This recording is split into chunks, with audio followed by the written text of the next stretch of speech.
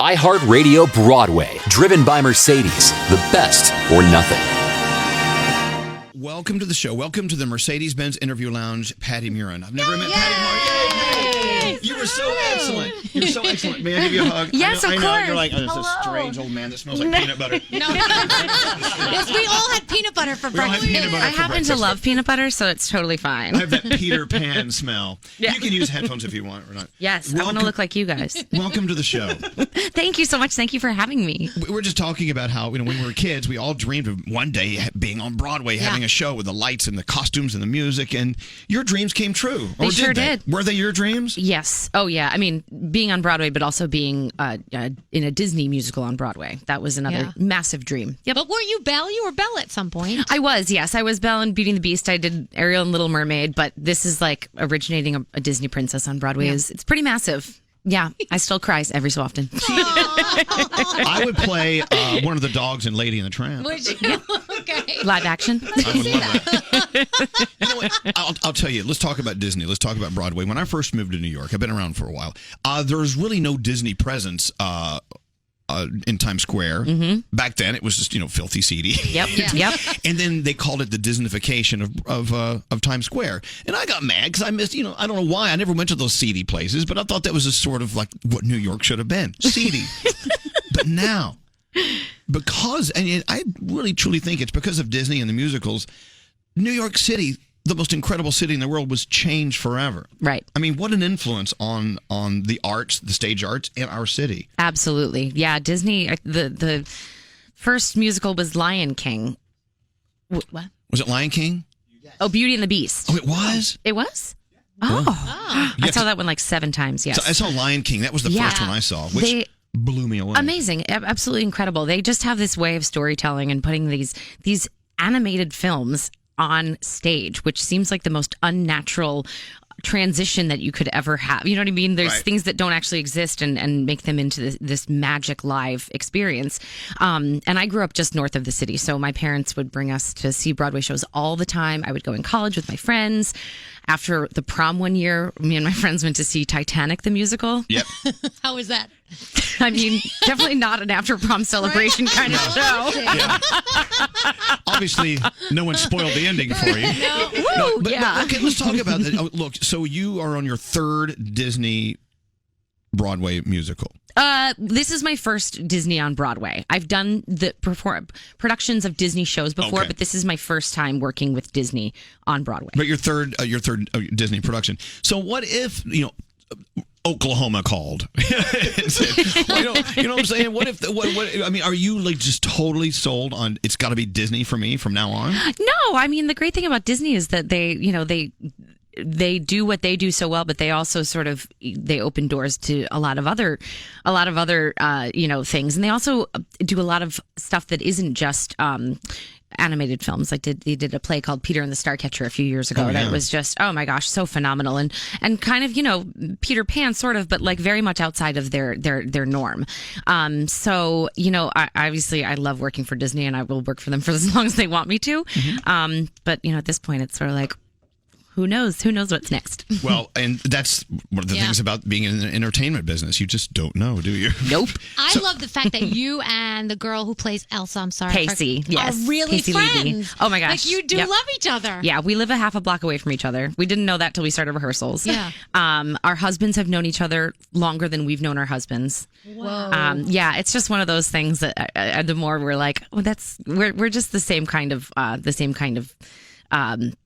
we're the same point in our lives. We're both adults. She has a son, and we're both married, and we both have a really good perspective in the business because we've been in it for so long. So it's good to have a partner. Yeah. Yeah. Like a friendly partner. I say all the time that there's literally one person in the entire world who knows exactly what I'm going through for this whole process with Frozen, and it's Casey. And it's the same for her. We just have that person to vent to and talk to and ask questions and make sure that you're normal, So, is this why a lot of entertainment people are in relationships with entertainment people, because there is that bond? Because they just understand. Yeah. It's just easier to, than having to explain like, this is how this works. This is why I can't just take a night off of the show. I can't just call out sick of work. Right. Yeah. They get it. Yep. Do you ever have moments where you take a look out in the audience, or maybe you don't, and you see somebody famous and it throws you off? You know, I'm lucky that I can't really see out in the audience. Oh, you can't see what we're doing? No, not really. We're making faces at you. Oh, good. Great. Throwing things. But we tend to know when famous people will come before, like Beyonce came. I know. Okay, so they told you, by the way, before you go out, Patty, Beyonce's in the third row. Okay, have a good show. Yeah. So what do you start thinking? I mean, how is it a different performance because Beyonce's there? Is there a difference? Probably not to the audience, but inside my own head, absolutely. Yes. Okay, so inside your head, Beyonce's in the audience. How do you approach that first moment you walk out on stage? Is it different? It's so exciting. I'm one of those people. There's two kinds of people. Actors who like to know when people are in the audience, or actors who don't, because a lot of people just don't. They don't want to be thinking about it the whole show. I tend to be like, okay, Beyonce's here and I'm going to be a rock star right now and I'm going to perform for her and it's going to be amazing. Which means if I go in tonight, Beyonce isn't there, I'm not going to pay as much because she's not going to be as great. Yeah. Well, that's the thing. It's like in my own head, I'm like a rock star, but it's exactly the same thing that I give every single show. But you are. Okay, by the way, if you're just turning us on, Patti Murin is here. Of course, she is in Frozen. She plays Princess Anna. And you say you grew up just north of New York City, up near Poughkeepsie, right? Yes. Yeah. Hopewell Junction, New York. They're listening to us on Kiss FM there right now. Yes, my mom's up there. So you were... Hi, Mom. Hi, Pam. You were a theater geek? Oh, yeah. Absolutely. Yeah. Yes. And your dreams of living a life of that were obviously rooted at that point. Yeah. I mean, like I said, my parents love theater as well. And because we live so close, we got to come to the city all the time. My first Broadway show was Cats. I mean, like, I'm that cliche of a theater kid. And I just fell in love with it. My whole family fell in love with it. But I was the only one that took it to the next level and was like, I'm going to do it. Well, so the point I want to get to here is anyone and everyone listening, including everyone in this room, you think about when you were younger and you're thinking about what life is going to be, and you have that dream. And it's not too late. Even if you're in your 40s or whatever, you still have that dream of something there is you want to do. Yeah. You got to kind of swim in it. You got to be a part of it. And so obviously it totally engulfed your being. Yes. Oh, absolutely. Yeah. And it's, I went to college. I went to Syracuse for musical theater and moved here after college. And, it's one of those things where people are like, oh, where did she come from? And you're like, well, I've been here for like 16 years, just toiling away, just chipping away, Right. But it takes something like a Frozen on Broadway to really sort of be like, oh, this, like up and coming. And you're like, up and coming, where have I been? I've always wondered what it's like. And I'm assuming it doesn't happen every show. Maybe it does, but you tell me. What is it like when the show is over and you look out and you can see everyone is standing up? You're getting a standing ovation. It's pretty amazing. Because not all shows bring standing ovations, I'm assuming. Nope, not all of them. But some do. Do you know in the middle of a show, this is going to be a standing ovation show? No, sometimes it's actually the opposite where we're like, oh, they're really quiet today. And like maybe, because it just, all audiences are different, whether they're very vocal or, want to really like participate, or it depends also like the, night or matinee show. And sometimes at the end we're like, they liked us, because they were just a little bit more subdued during the show. And so then when they do stand up, we're like, oh, okay, they did like us. Well, is that sort of what you do this for, the standing ovation? Does it really? I mean, is that really such a fantastic moment? It is a fantastic moment. It really is. Yeah. It's but I don't think it's what we do it for. But we have been very spoiled in the fact that we have gotten a standing ovation for, I'm going to probably every performance. Oh, so you were getting them every, because the night I went, it was a standing ovation night. I mean, it's incredible. Did Beyonce stand? I think, what happened? I think she had to sneak out during bows because obviously she's Beyonce. Beyonce. Yeah. Of course. Yes. Oh. Yeah. I feel like I would pass out if I saw Beyonce standing and clapping for me ever. So that's amazing. Well, literally, I'm like, I've performed for Beyonce. Yes. Oh, wow. It's like the Queen, really, if you think about it. No, it's Queen Bee. She's royalty. Yeah, she is. Well, I just can't imagine. Like I want to make a lasagna for Alex one night. And I want him to and he stands up and is like, yeah. Yes. That is something that my dad instilled in me very, very early on. He was like, not everyone has a job where people stand up and clap for them at the end of the day. Yeah, that's true. I want to know what it's like if someone's on their cell phone texting. Like, you see them. Like, do you guys come out and say, hey, put that away? Is that the entertainer's nightmare? Yeah. Seriously. I mean, kind of. It's the thing is that we're like, we can see you. The theater is dark and your phone is bright. Right.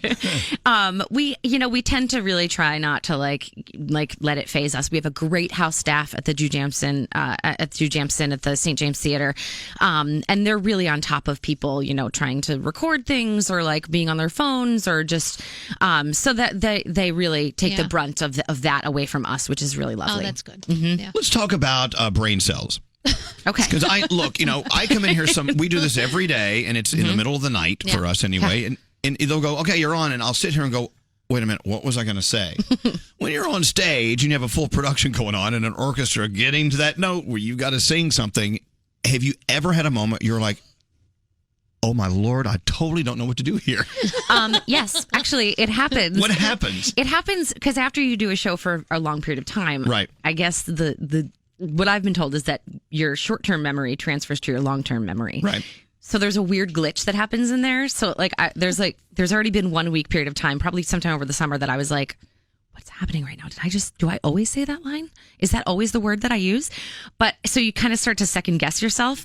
But honestly, it's like if you just let your body do what it knows it's supposed to do and you don't think about it, that's when it comes out in times like that. When so you need to focus a little bit. Yes. Because I know I've been sitting for years. Every once in a while, I just fall off in the chair. I'm like, I forget how to sit while sitting. The brain was frozen.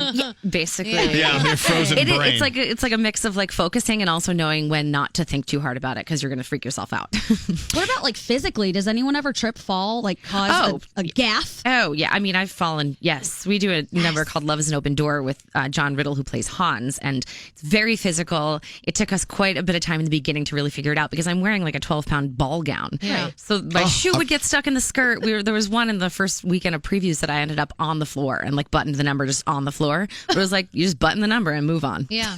I bet those are like fun ones. Yeah. I think the more mistakes we make on this show, the more fun we have. That's why people like live things. What about spitting on each other? Because you're so close to each other. Yes. I'll tell you, I saw back in the day Spring Awakening. Oh, me too. With Leah Michelle. Yes. Mm-hmm. Okay, I was front row for some reason. And by the way, front row, it's the worst place to be. It's not great. You need to be fourth row and behind, but that's my opinion. Leah Michelle's best friend was the guy, and Jonathan Groff. He spit all over her. No, they were spitting all over each other. Yeah. And I felt spit. Yeah. On the first row. So you just have to get real comfortable with each other. Like again, John Riddle and I were just like, well, your body fluid's my body fluid, I guess. Oh, my Lord. If Hans gets sick, Anna's going to get sick. We're pretty good about, like if we're sick to be contagious, do not come into the building. Okay. It's pretty much hammered into our heads. Okay, good. Yeah. Because, you don't want to be there and nobody wants you there either. Right. All right, so let's go behind the scenes with Patti Murin. We know that she is a dog lover. Yes. Today's my little Max's birthday today. I can't wait to get down here. You people, I got to go home. I got a dog at home. Priorities. So you are involved with a really incredible organization called Muddy Paws. Muddy Paws Rescue, yes. What is Muddy Paws Rescue all about? Muddy Paws, it is headed up by a woman named Rachel Ziering. She was working with another rescue and finally decided about 2 years ago to branch off and start her own. And they have done, oh my gosh, such incredible things. I think their first, I don't remember exactly how many dogs they rescued in their first year, but it was like triple what their goal was. Right. And they're not a shelter-based, they're a foster-based rescue. So they don't have an actual location. So they rely completely on the generosity of fosters to take these dogs and these puppies in between, events. And then they'll have events on the weekend for adoptions. And they've been on the Today Show. They've been on Good Morning America. That's so cool. Zachary Quinto, he adopted a Muddy Paws dog. They're all over the place and they're really phenomenal. I got to say, hats off to anyone who can foster an animal because I wouldn't be able to give it back. I'd be like, nah. Yeah. That's, it's a common misconception because I've fostered puppies and you're like, please take this puppy away. I want to snuggle the puppy. I do not want to raise the puppy. Right. The puppy is eating my living room. Exactly. All right. So did they ask you if you would sing a song with me? Yes. Yes! Yay! Here we go. I'm so excited. Are What you could sure? possibly go wrong? Everything. Okay, Live show. Remember, this is basically the middle of the night for me, too. So, oh, my goodness. Okay, look, I'm not going to apologize ahead of time. We're just going to let it happen. You're going to warm up your voice? Do you have a warm-up sound you make? I love warm-ups. Yay! Oh. Do you really do that? Yeah. That's It's like really- the test in the morning to be like, okay, yeah, she'll be there. We have people performing here a lot, and we walk by the green room and you hear, Oh, yeah. Yes. Yeah. Yeah, everyone's got their own weird version. It's all weird, but it's like, it's just, you got to do it. There's like a freaking turkey in there. Yeah. Yep. All right. So true. All right, you guys are singing on this too? Okay. Yeah. All right. Who's first? Am I Danny? Yes. And you're Sandy? I'm finally going to learn the lyrics to this. All right. I've been known for years. Summer loving had me a blast. Summer loving happened so fast. Oh, turn it off. She's way too good for this. She just killed you. This is not fair. She's a professional. But let me tell you, I can do the weather forecast like you've never tried. See? We all have our specialties. All right, I'm going to try to get through this.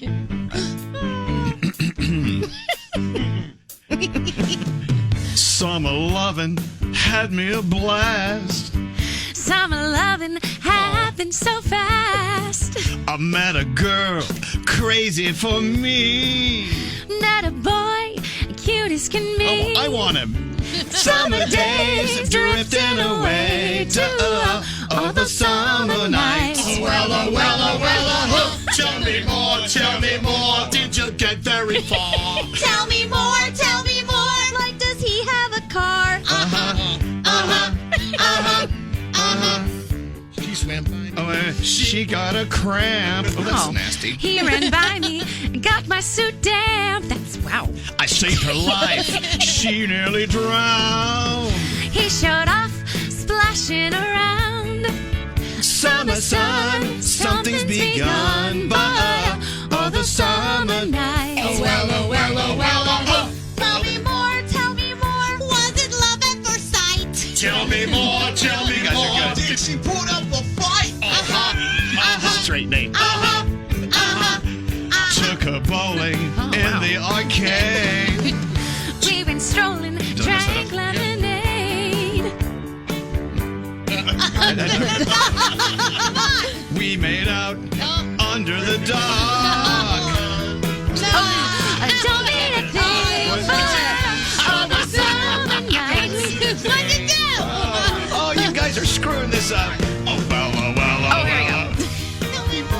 Somebody. Cassie sounds like a drag. No.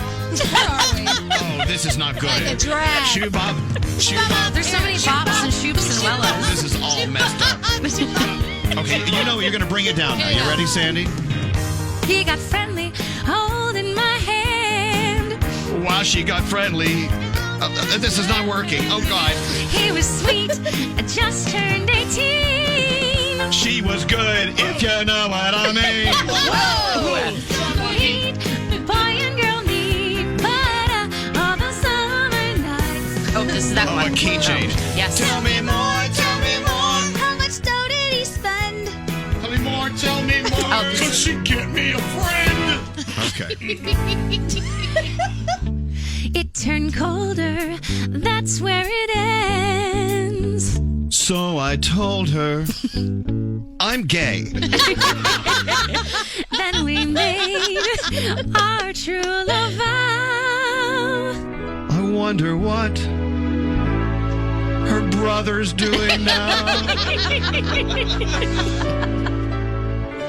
Summer dreams ripped at the seams, but those summer nights.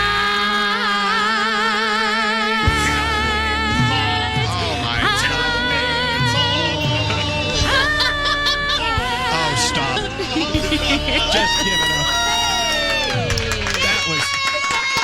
That was the worst How thing many ever. people are still listening? But did you notice, Patty? No one stood up. Aw, streak broken. A couple people sat down. I can't imagine what it's like to walk out on stage, the lights come up, the colorful costumes, the orchestra is just so loud and perfect, and it's you, and you're on. That must just be what a gratifying thing. It's pretty dreamy. Yeah. It's the beginning and the end, because in the middle, it's like, you're just working your butt off. And it's a very physical show for me, vocally and just like you dancing and all the stunts and the running and the costume changes. So really the curtain call is it's pretty special to just be like, all right. And, Casey and I get to take it together, which is really fantastic. And we're like, we just did that. It's an accomplishment every single time we do the show. And it's great because you make Anna your own. Like in the movie, Anna is not this hysterically funny character, but she's so funny and she's so endearing, and that's you bringing that to life. Thank you. Thanks. No pressure. Yeah, no pressure. No pressure. Sorry, we're past the point of pressure for this one. Without a doubt, the arts are so important to New York City, on and off Broadway. But in any city that has a play or a musical that people on your street are putting on for you, go support it. Yes. It's so important. We're all going Thursday. We have date night Thursday. Yeah, we got date night Thursday. The day before your birthday. I can't wait to goodness. open the little thing. It says, playing the part of Princess Anna is not Patti Murin. That better not happen. Are you on Thursday? Yes. Okay, good. yes. All right, good. We're all coming from John's Pizza, so we'll be burping up garlic. Great. Well, congratulations, Patti. Thank you so much. On being able to say you've sung with me. Yep. Check. Bucket list. Lucky you. That was awful. I'm sorry. My apologies. Please. As you know, by the way, have you been to Elsie Fest, our show that we do in the park with No, I Derek Chris? haven't. This is great, especially for a performance here in the New York area. We open up a stage and say, hey, if you're in a musical or whatever, come sing, but sing a song you want to sing. Maybe one from your production and one that you would want to sing. It's a great show. If you want to be at Elsie Fest, New York City's first music festival featuring songs and stars of stage and screen, October 7th, Central Park Summer Stage. This is my 4th year hosting. Be caller 100. I'll give you tickets. If you're not in New York, you got to get here. I'm not paying for your flight. 1-800-242-0100. So, Patti, thank you. FrozenTheMusical.com is where you go to get your tickets. And there you have it. Great. Yes. Thank you so much. Thank you for having me.